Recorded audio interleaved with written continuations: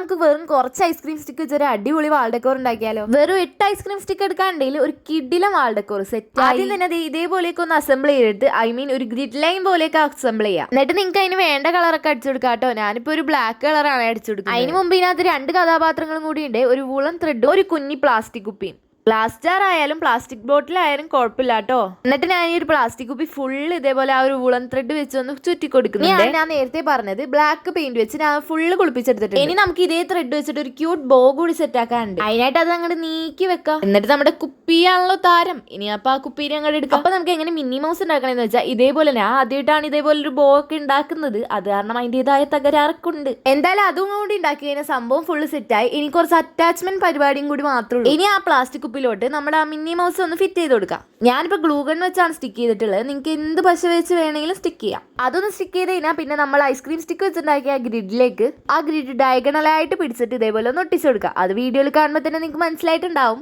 അപ്പോൾ നമ്മളെ വാൾ decor set ആയിട്ടുണ്ട്. ഇനി കുറച്ച് ഫ്ലവേഴ്സ് ഒക്കെ ഇട്ട് വെച്ച് സംഭവം ഫുള്ള് സെറ്റ് ആയിട്ടുണ്ട് കേട്ടോ. ട്രൈ ചെയ്ത് നോക്കാൻ ലൈക്ക് ചെയ്യുക, സബ്സ്ക്രൈബ് ചെയ്യാൻ മറക്കണ്ട.